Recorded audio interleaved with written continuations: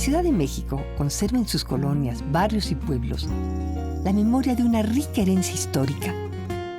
Al paso de los siglos, ha llegado a ser una de las metrópolis más grandes del mundo, en la que sobreviven tradiciones, leyendas y costumbres, además de ser el lugar en donde habitan personajes que tienen mucho que contar. En Crónicas y Relatos de México, a dos voces.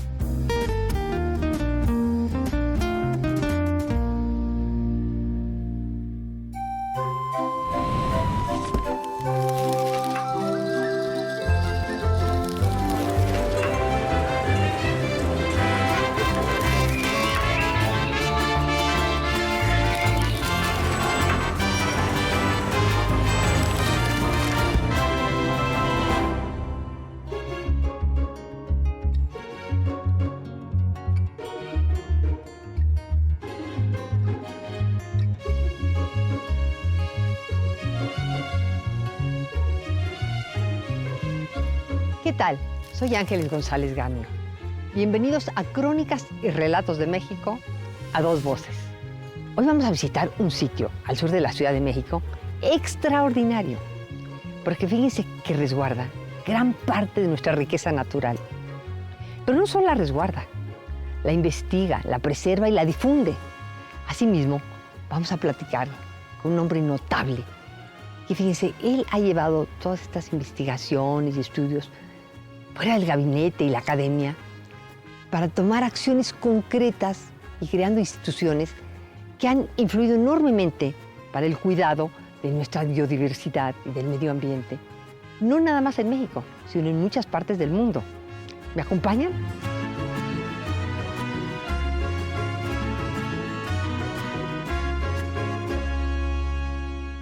Nos encontramos en el Jardín Botánico de la Universidad Nacional, la querida UNAM. Es un lugar maravilloso. Imagínense que aquí puede uno ver especies vegetales de todo el país.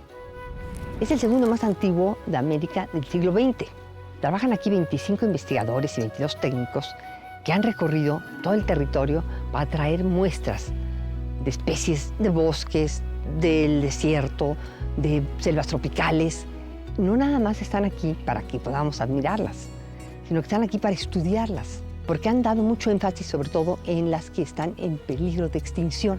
Aquí se resguardan alrededor de 1.700 especies, que en individuos son como 17.000, pero el énfasis ha sido en las que están en peligro, por ejemplo, los agaves. Hay unas muestras que no se pueden imaginar, de los que llamamos magueyes, desde unos pequeñitos, lindísimos, hasta unos enormes, verdaderamente que son unos monumentos impresionantes. No se imagina uno que prácticamente en todo el país hay algún tipo de agave. Lo mismo sucede con las cactáceas, que hay unos cactusitos pequeñitos que son como de juguete y otros enormes de muchos brazos que son unas verdaderas esculturas. Otra especie a la que se le ha dado mucha importancia ha sido las orquídeas. Hay un orquidiario precioso. Ya saben que estas flores, ¿no?, que son una cosa soberbia de belleza. Pero además hay plantas medicinales, hay plantas decorativas, bueno, las que se imaginen. Este lugar, que se fundó en 1959, en el año de 1961 pasó a pertenecer al Instituto de Biología, lo cual es muy bueno porque entonces se ha intensificado toda la investigación que se realizaba y se ha hecho un herbario y todo está muy bien preservado, aparte de lo que vemos aquí de plantas, dentro del propio Instituto de Biología. Y les voy a decir una cosa buenísima, está abierto al público. O sea que es un paseo maravilloso. Tiene una tiendita muy linda donde puede uno comprar su ejemplar de alguna de esas cactáceas o pequeños agaves. Una manera muy buena para que los niños aprendan el cuidado y el amor a las plantas. Ahora acompáñenme a otro lugar donde vamos a ver otras cosas que guarda este lugar.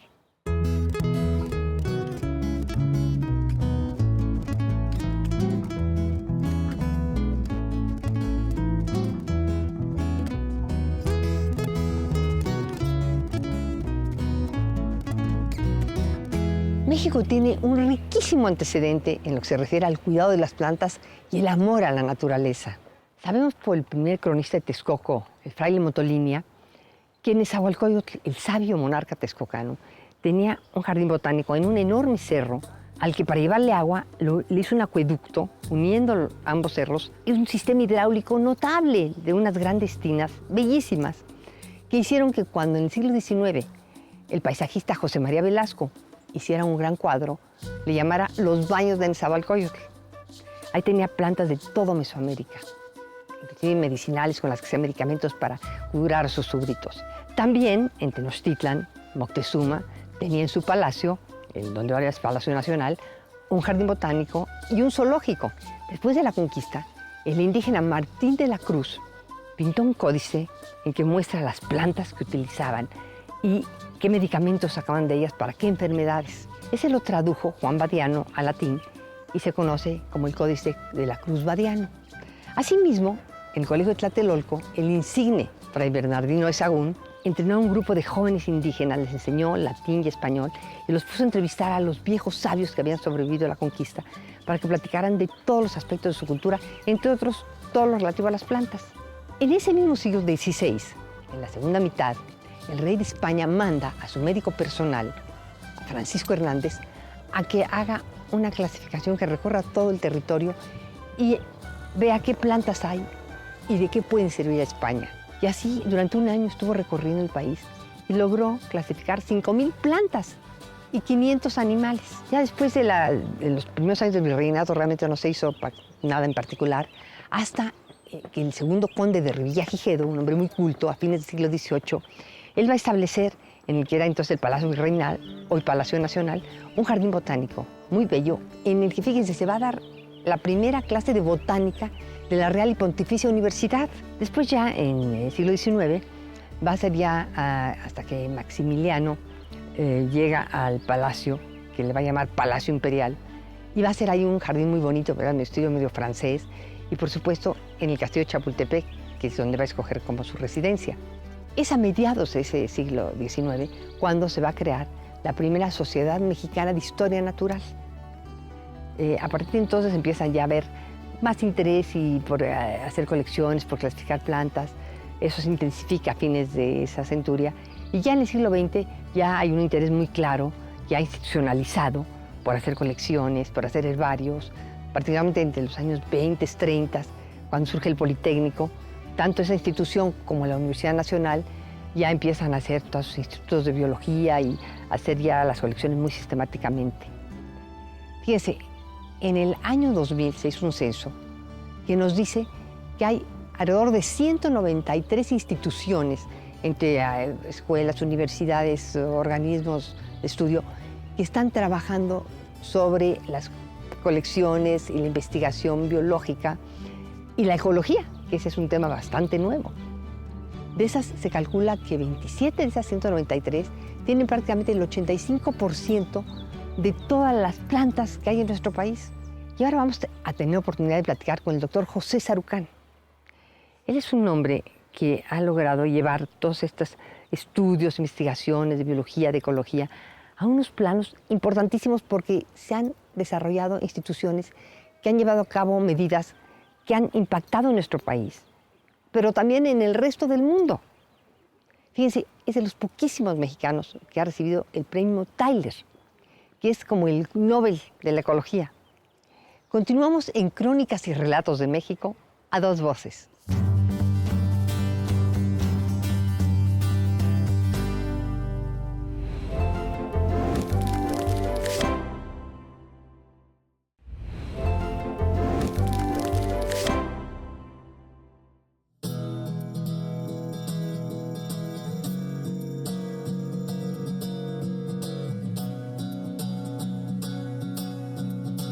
Estamos de regreso en Crónicas y Relatos de México a dos voces.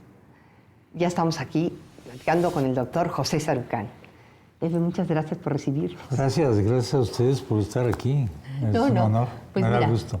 Yo me quiero remontar así años atrás, desde cómo surge en ti, en qué momento sabes que quieres ser biólogo. Me gustan las cosas de la naturaleza por una serie de cosas de mi vida previa.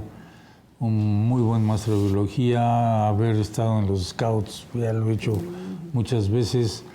No sé, son creo que semillas que se siembran y luego germinan y te producen una cierta apetencia por ciertas cosas. Entré a la Facultad de Ciencias a estudiar biología. Había dos lugares, el Poli y la Facultad de Ciencias. La Facultad de Ciencias se acababa de inaugurar en el campus de Ciudad Universitaria unos 5 años antes, 53, yo entré a la carrera del 58. Y bueno, el atractivo de ir a Ciudad Universitaria, bueno, aquello era un lujo, ¿no? Sí. Había muchas razones que te impelen a ir allá, y yo creo que esas son de las cosas afortunadas, de decisiones afortunadas que uno hace en algún momento. Oye, después te fuiste a Chapingo, ¿verdad? A hacer la maestría. Después me fui a hacer la maestría a Chapingo, pero mientras entre eso y Chapingo, empecé a hacer mi tesis de licenciatura en el campo, en ecología tropical, con una planta que digo que es muy importante, que fue el barbasco, de donde se obtenían antes, ahora ya se sintetizan todos los esteroides, entre ellos la píldora anticonceptiva. Sí, ya fue. Que sí, yo creo que ha habido una contribución importante de la botánica a la sociedad en el siglo pasado, fue ese, un liberador social a las mujeres enorme, nos cambió la vida. Absolutamente. Sí. Bueno, yo trabajaba con esa planta, cómo se reproducía en la selva. Y después de eso fue que me fui a Chapingo. Tuve la enorme suerte, otra segunda gran suerte, de trabajar con el ingeniero Efraín Hernández Xolocotzi, que era un agrónomo. Ese espíritu que tenía a mí me guió enormemente en mi concepción de lo que es este país, de qué está hecho. Sí. Y el alma de este país. Para mí fue no solamente la experiencia académica de los estudios nuevos en Ares, sino también la experiencia social, humana, gigantesca de pertenecer a este país. Y después, con la asesoría de él, escogí otro asunto privilegiado, ir a hacer el doctorado en la Universidad de Gales, que tenía al líder número 1 de estudios en ecología de poblaciones. Otra gran suerte, y pasé 4 años allá en una formación que para mí ha sido absolutamente fundamental. Es que bueno. Pero yo entendía que mi obligación era volver al país, y no mi obligación, sino mi misión era volver al país, que me había formado en la carrera, que me había apoyado en parte, otra parte fue un apoyo del Consejo Británico, y ingresé al Instituto de Biología, que fue quien me había apoyado para tener una beca en la UNAM finalmente. Y bueno, ahí se dispara otra cosa muy afortunada, de estar en el seno de la UNAM, de trabajar en la investigación en la UNAM, que bueno, marcó una ruta que me llevó al momento presente, ¿no? De ser investigador ahí, luego tener la responsabilidad de la dirección del instituto por 8 años, y a medio camino ahí haber sido invitado por el rector Carpizo a ser colaborador de él en la coordinación de ciencias, que era algo que me quedaba pues muy, muy cercano, porque ya había pasado 8 años en el Consejo de Ciencias, sabía de qué se trataba. Y después, pues quizá la ocasión más privilegiada, que fue tener la responsabilidad de la rectoría. Sí, todos periodos, ¿verdad? Pero fíjate, nunca dejaste, a pesar de la magnífica labor que hiciste en tus años, entonces te recuerda como uno de los mejores rectores que ha tenido nuestra universidad. Oye, pero ya antes de rector habías formado el Instituto de Ecología, ¿no? Que fue muy importante. No, el Instituto de Ecología. Se formó el Centro de Ecología con los alumnos que tuve ocasión de ir escogiendo y formando antes de la dirección del instituto. Con la dirección del instituto seguí todavía dirigiendo a alumnos en este campo, y en todos los casos yo los mandaba a hacer el doctorado fuera para regresarlos y tener pues una masa crítica de gente en diferentes áreas de la ecología, que cada vez era más amplia, para poder ofrecerlo en México como un doctorado para los alumnos y las chicas que les gustaba el tema. Pepe, pues ahora quisiera invitarte a otro espacio en este lugar para que la gente sepa dónde estamos, ¿no? Y se enteren de muchas otras cosas interesantísimas que nos va a platicar el doctor Sarucán. Seguimos en Crónicas y Relatos de México a dos voces.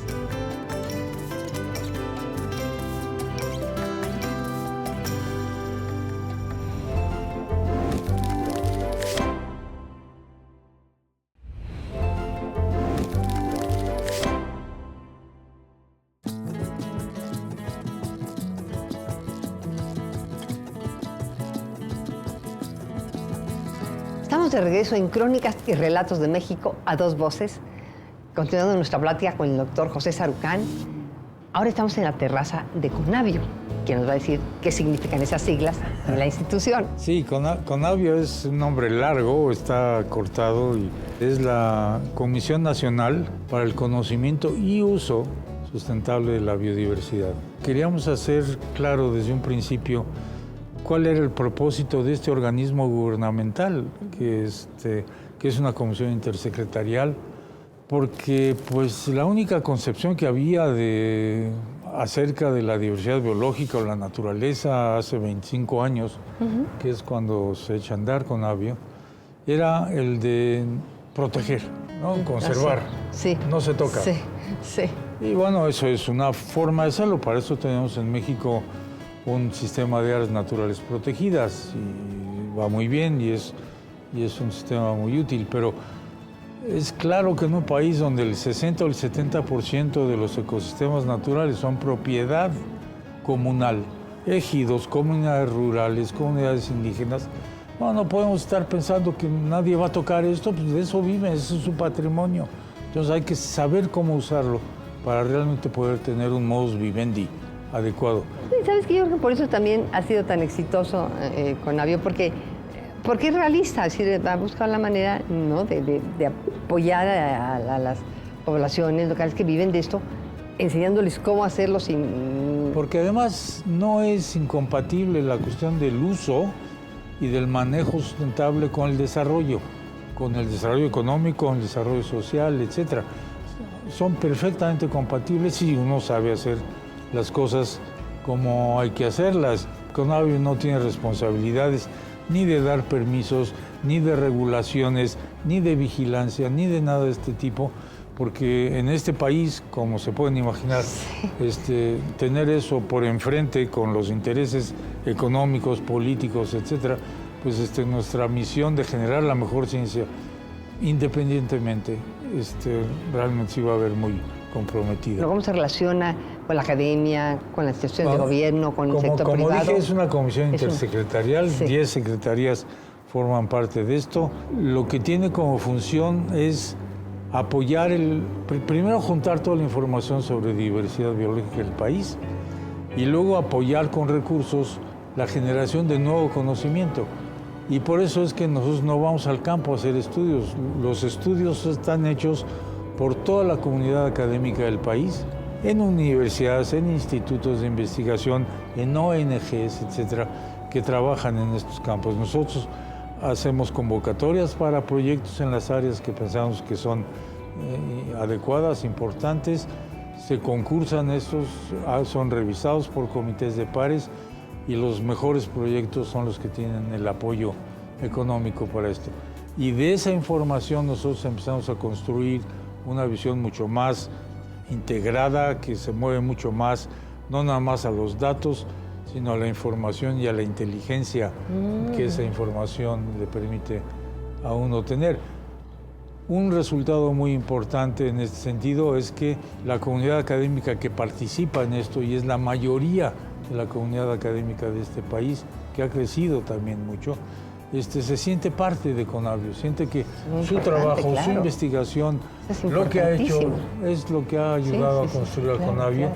Y esto diferencia a Conavio de cualquier otro órgano similar en el mundo. No hay tantos, hay 4 o 5 y no más.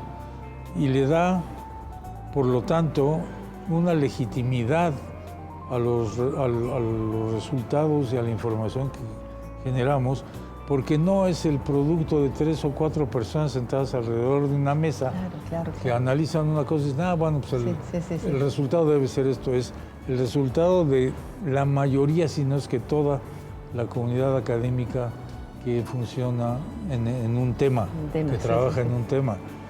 Y esto le da pues fortaleza a los datos, le da fortaleza a la información y yo creo que le da una credibilidad muy grande a la sociedad porque es el producto de toda la comunidad. Toda la información está disponible a la sociedad mexicana y en los últimos años hemos hecho un esfuerzo muy grande por traducir, vamos a ponerle, esa información científica, técnica, académica, al lenguaje de la sociedad, o a los lenguajes de la sociedad, porque el lenguaje de un chico de 4, 5 o 8 años es muy diferente del de una persona que trabaja en casa, una ama de casa, una mamá que tiene 25 o 30 años, o que un ingeniero que quiere saber de datos de este tipo. Ahí hemos hecho un esfuerzo, porque si esa información no le llega de manera accesible, entendible, confiable y comprensible a la gente, no vamos a lograr un cambio, porque finalmente lo que pasa y no pasa en el país en términos de impactos al ambiente, ya sea la diversidad biológica o al clima, es el resultado de nuestra actividad diaria. Es lo que comemos, es lo que consumimos, es la cantidad de energía que usamos. Y si no entiendo por qué tengo que reducir eso, por qué tengo que cambiar, Claro, exacto. difícilmente voy a hacer un cambio de comportamiento que realmente ayude a modificar las cosas en el país. Toda la información está bajo un techo. Sí, aquí, eso es en increíble. Conagua. Entonces hay un solo lugar en el que uno puede acceder a absolutamente toda la información que existe sobre el país y que está organizada de manera que se pueda acceder con mucha facilidad. De cualquier parte del mundo. Oye, Pepe, para terminar, yo quisiera nada más pedirte a ver que nos des alguna propuesta que creas, ¿qué falta? ¿Qué se tiene que hacer? ¿Qué propones tú? Bueno, yo creo que la primera cosa que hay que hacer es información a la sociedad y educación a la sociedad, no educación en los salones de clase, que también habría que hacerlo, y en eso hemos trabajado mucho con materiales para los niños, sino informar a la gente qué está pasando con el país, qué condiciones estamos, qué posibilidades tenemos para mejorar, qué limitaciones tenemos, qué de lo que se ha hecho ha estado mal, cómo se puede transformar esto. Esto no se puede asumir por la sociedad si no se le da la información para hacerlo. Pepe, ha estado interesantísimo. Muchísimas gracias. Gracias a ustedes por el tiempo, por venir aquí. Hay muchísimas cosas que quedan en el aire, pero si las gentes que están interesadas en esto entran al sitio de biodiversidadmexicana.gov, van a tener acceso a la mayor cantidad de información que existe en un solo lugar para cualquier país del mundo. Es decir, desde luego, cualquier país es México. Sí. No lo hacemos para Italia o para Etiopía, sino para México. Pues ya ven, hagan eso. Entren y busquen la página Conagua y van a tener toda la información que quieran de México, de todo el ámbito de la biodiversidad. Muchísimas gracias, Gracias a ustedes, Pepe. Ángeles. Gracias. Un placer. Muchas gracias.